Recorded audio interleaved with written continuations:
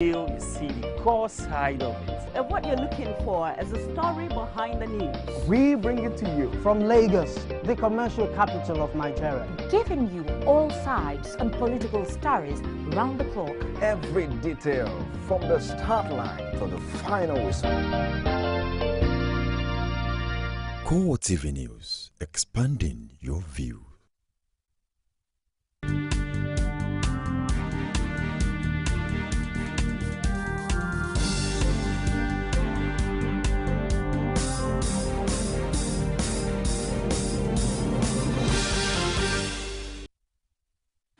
Good evening and thank you for joining us on CoreTV News on the hour. I am Ebolomo Adekunle. An active player in the Nigerian Civil War from 1967 to 1970, Brigadier General Benjamin Adekunle, retired, better known as Black Scorpion, is dead. The war veteran's wife, Folake, disclosed the news of his death this morning. He died at the age of 78 in Lagos. Adekunle, who was compulsorily retired from the army in 1974, was the first to lead the 3rd Marine Commando that eventually spearheaded the end of the 3-year war in January 1970. Olusegun Obasanjo succeeded Adekunle, arguably the most conspicuous and controversial figure during the war in the 3rd Marine Commando. The army authorities say troops repelled an attack launched by about 100 Boko Haram insurgents on Konduga, located about 35 kilometers from Maiduguri, after about 3 hours of fierce fighting. The information is contained in a statement signed by Colonel Timothy Antiga on behalf of the Directorate of Army Public Relations. Antiga disclosed that the terrorists launched what he described as a massive attack at about 5:30 a.m. on Friday. He says Boko Haram also suffered extensive loss in equipment. According to him, 3 Hilux vans and 1 Buffalo vehicle with mounted anti-aircraft guns, 3 general-purpose machine guns, over 30 AK-47 rifles, and 2 global positioning systems were recovered. The army spokesman added that 4 soldiers were wounded, but noted that the area is still being combed for terrorists who may have escaped with bullet wounds. The army has denied that former Niger Delta militants are to be enlisted into the military to boost the ongoing war against insurgency. Chief of Army Staff General Kenneth Menima told journalists in Kaduna that there was no plan to bring ex-militants into the armed forces. General Menima, who spoke on the sidelines of the commissioning of the Radio Diagnosis Center of the 44 Nigerian military, has the capacity to root out the terrorists. He added that the hospital was part of efforts by the army authorities to boost the health and welfare of military personnel.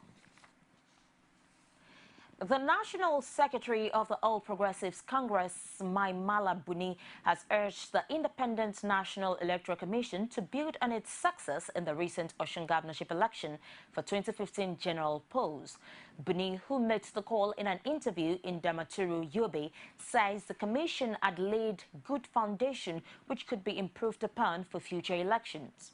Buni says the preparations by INEC in the Osun election was better than what was obtained in the past, thereby correcting the avoidable flaws usually associated with election in Nigeria. He says the commission seems to have a rising image and it would be a gross disservice for INEC to allow anyone, group or political party to jeopardize this growing profile. Buni insisted that as an electoral body, INEC must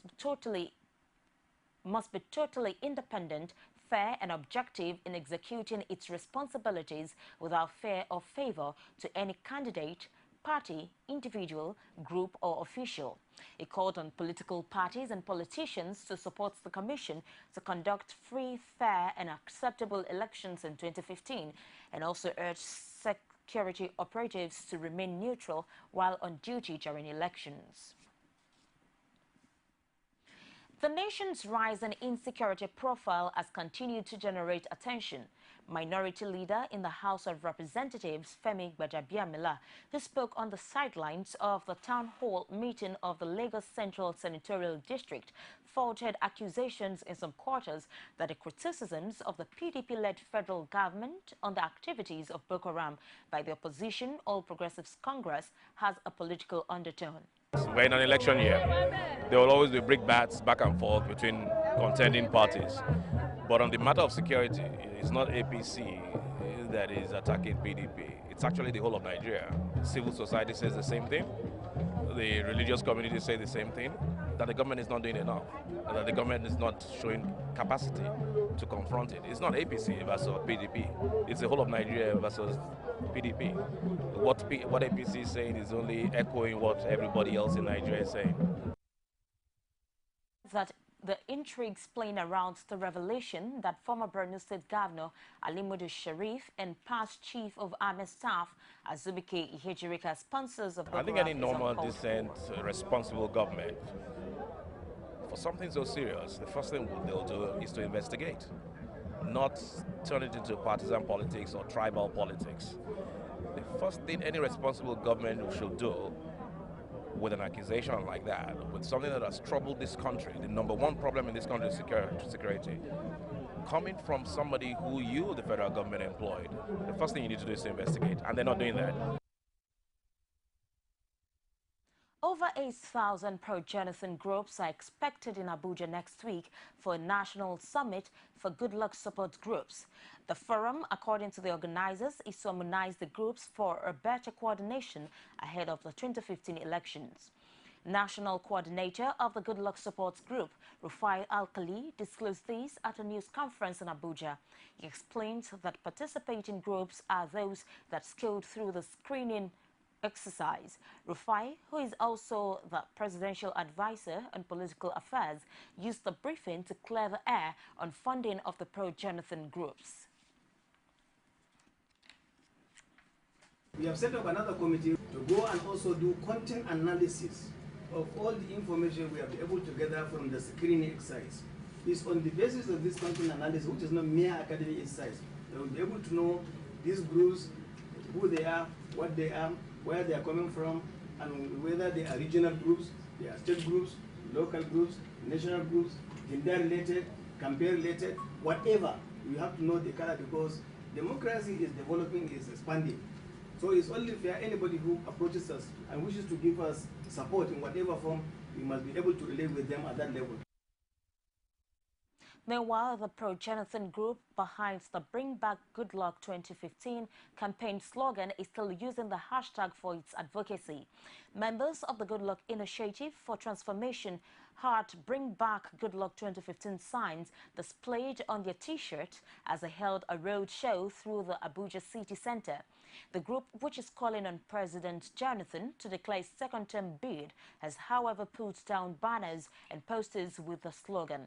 The hashtag had widely been criticized as an offensive parody of the Bring Back Our Girls campaign, but the leaders of the campaign group do not see it that way. The hashtag is something synonymous to people, what people feel should come, what is lost should come back. And the hashtag in reality has different connotations. It is not synonymous to pain, anger, peace, or joy. The hashtag equally, if you look at it, is a Nigerian sign on Naira. So we might be saying a different thing. We might be saying Nigerians, come bringing good luck 2015. The bid by the Osun State All Progressives Congress for the tribunal sitting in Osogbo to set aside earlier leave granted to the PDP to inspect election materials used in the August 9 governorship election has failed. Tribunal Chairman Sulaiman Ambrose ruled on the application on Friday. Rashid was there and filed in this report. As the tribunal sitting in Osogbo reserved ruling on the application of the All Progressives Congress to stop the PDP from inspecting election materials based on defective application, the Justice Sulaiman Ambrose-led panel averred that the application of the PDP was in order. That they should set aside the order permitting PDP to inspect was not granted by the tribunal. The tribunal disagreed with us, and that is actually the position of the tribunal on that issue. The other party has no business inspecting those documents, and what they are doing is to frustrate this process, because we have complained in order to maintain this petition. There is the need for us to inspect all the documents that were used during the election. The PDP was quick to bring another supporting application to court over failed attempts to serve Governor Rauf Aregbesola petition as ordered on Thursday by the tribunal. The party accused the governor of failure to honor earlier court order. The security agents manning the gate of the first respondent, who is the governor, refused, and in order to avoid conflict, this honorable tribunal should order that this copy of the petition should be pasted at the notice board of the tribunal, and they should deem it as a service in this respect. Attorney General called one of the council on the other side and said, bring these documents. I have the authority of the governor to collect them so that we don't make any unnecessary issue out of this matter. So bring the documents, and they refused. They said they will come to court today. So they are the one wasting their own time. Counsels to the two parties are again optimistic of victory at the tribunal. We are prepared to prosecute our case to maintain this petition, but they are not prepared. They are dancing around to ensure that we didn't get to what we are looking for. A petition that is doomed to fail. So why don't you let us quickly bury it, as soon as possible? So because it's dead on arrival. So, but well, they don't want it to die early, an untimely death. So, or a timely death rather. So it's on that note that we're saying that the two orders, whichever, we are going to obey the two. Meanwhile, the case brought against one Victor Aladegolu, who was arrested for allegedly impersonating state security officials on the 9th of August, was stalled today at the State High Court in Osogbo. It's the CoreTV News on the hour. We'll take a break and we'll be back with more. Don't go away. There is an Ebola virus epidemic in some West African countries. The Nigerian government wants you to be aware and watch out against the spread of Ebola in your community. Help keep our country safe, and watch out for severe cases of fever, headaches, diarrhea, chest and abdominal pain, sore throat, cough, red eyes, and bleeding from the eyes, ears, and nose, especially when these symptoms are found in persons coming into Nigeria from other West African countries. Protect yourself. Wash your hands regularly with soap and running water, or use a hand sanitizer. Avoid contact with the blood, urine, feces, or saliva of animals like bats, monkeys, gorillas, chimpanzees, or infected persons. The Ebola virus is deadly. Don't catch it. Don't spread it. This message is brought to you by the Federal Ministry of Information. Thank you for being there. The 12th edition of the Lagos Central Senatorial District Town Hall meeting centered on accountability as the true attributes of a good leader. Senator Oluremi Tinubu used the occasion to reel out activities of the upper chamber since the last town hall meeting in June. The report is presented from our studio. It was a show of stewardship as described by many who attended the town hall meeting hosted by Oluremi Tinubu.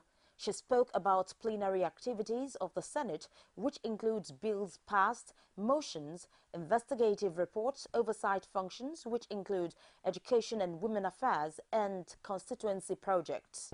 The Senate considered the report of the Joint Committee on the Review of the 1999 Constitution and Independent National Electoral Commission (INEC) on the Electoral Act 2010 Amendment Bill 2014 on 3rd July 2014 and adopted the recommendations of the committee in passing the bill.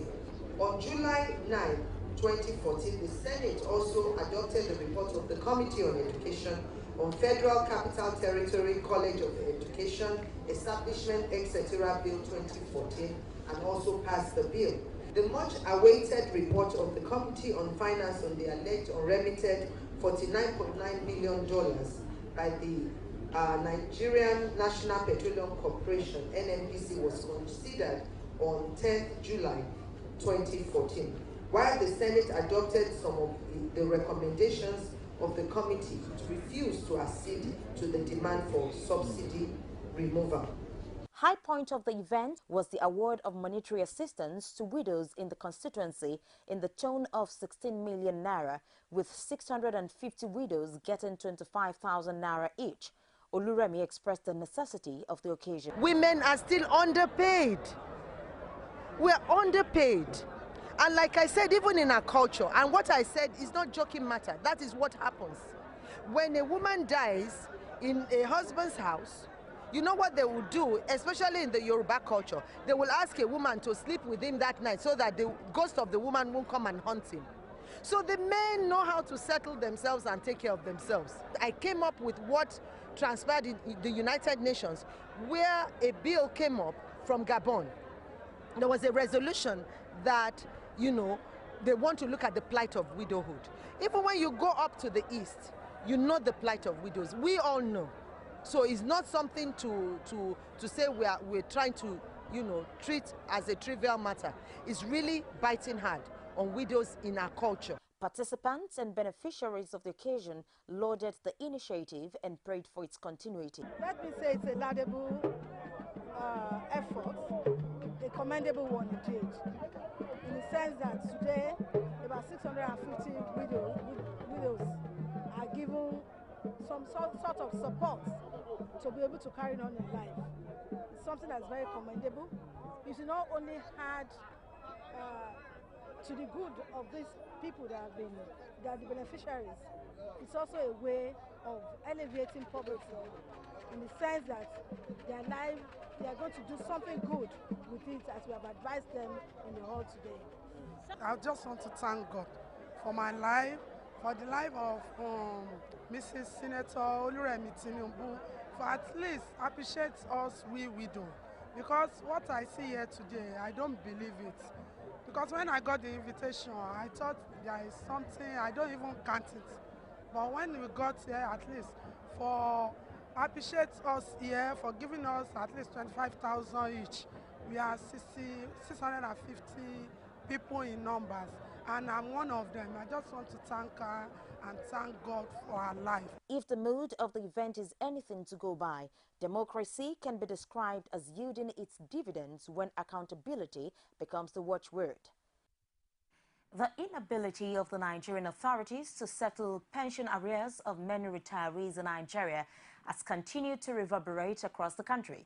Speaking on a flagship current affairs program, Core Digest, a public affairs analyst, Olabode Oseni, attributed the current travails of pensioners in the country to bad leadership. We are the best in everything in Harvard. We are the best in everything in England, in Germany, in America, in places. And these people are using us to do their own good business. And we are here generating what? Rubbish. So the system we put in place, and why is that system not working, if you want to know, is because there's one pillar, couple of pillars. And I've said it, all the programs have appeared.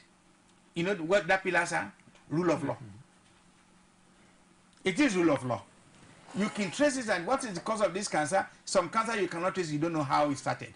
But there are many cancers that at least research has shown that they know exactly that this is the cause. The cause of bad governance anywhere in the whole world is rule of law. The most nastiest set of human beings are available in other countries. I don't want to say white, black, or yellow. But as nasty as they are contained. They are contained. They cannot misbehave. They cannot afford to steal your money. They cannot afford to take your right. They cannot afford to make sure there's water's not running. There's no light. We'll take another break at this point and we'll be back with more. Don't go away. One continent, 54 countries, over 2,000 languages, but united with similar interests. As news breaks, we give you in-depth analysis around Africa every Monday on CoreTV News. U.S. Secretary of State John Kerry says Egypt has a key role to play in countering state militants in Iraq and Syria. Kerry made this statement in his recent visit to Cairo, where he met League Chief Nabil al-Arabi and Egypt's President Sisi as part of his campaign to form a broad coalition to tackle IS militants. He has already enlisted the support of 10 Arab states so far, but he has ruled out Iran from joining the U.S.-led coalition. The 10 Arab countries to have signed up with the coalition are Egypt, Iraq, Jordan, Lebanon, Bahrain, Kuwait, Oman, Qatar, Saudi Arabia, and the United Arab Emirates. Kerry says Egypt is on the front line of the fight against terrorism, particularly when it comes to fighting extremist groups in Sinai. He made this statement after talks with Arabi and President Sisi in the latest leg of his Middle East tour. Kerry says Egypt will have to help a great deal. He also acknowledged Egypt's reputation as an intellectual and cultural capital of the Muslim world, saying it had a critical role to play in publicly renouncing the ideology that IS disseminates. Egyptian Foreign Minister Sames Kukri, speaking at the same news conference, said that ties existed between IS and other militant groups operating in the region, who must also be dealt with. He had earlier signaled a desire for the campaign against IS to be broadened to militants active in the Sinai who have expressed support for IS. Foreign fighters crossed through the Sinai en route to Syria, with some offering expertise and training to local militants there, saying senior State Department official. But U.S. officials say the need to keep the focus on IS as the biggest danger because it crosses borders and would expand if not stopped. However, Kerry says military and intelligence experts will spend the coming days working out how each state will contribute. South African athlete Oscar Pistorius has been found guilty of culpable homicide after the judge found he killed his girlfriend by mistake. Judge Thukozile Masipa says the athlete had acted negligently when he fired shots through a toilet door, but in the belief that there was an intruder. She stated further that the state had failed to prove he intended to kill River Steenkamp. The judge allowed Pistorius to remain on bail ahead of sentencing, which is to take place on 13th of next month. The victim's parents, June and Barry Steenkamp, condemned the verdict, saying it was not justice for River. However, Arnold Pistorius, the athlete's uncle, says the family is deeply grateful to the judge for finding him not guilty of murder and that a big burden had been lifted. South Africa's prosecuting authority revealed it was disappointed Pistorius was not convicted of murder, but said it would wait until after sentencing to decide whether to appeal. The verdict leaves the disgraced sprinter facing up to 15 years in jail, although the judge could suspend the sentence or only impose a fine. The athlete, who was also found guilty on a charge of negligently handling a firearm that went off in a restaurant. Oscar Pistorius was a picture of composure as the judge announced he was guilty of culpable homicide, a lesser count of murder in South Africa. And that's all we have for you on the news for this hour. Do join us again, top of the hour for more. Thank you for watching. I am Ebulomo Adekunle.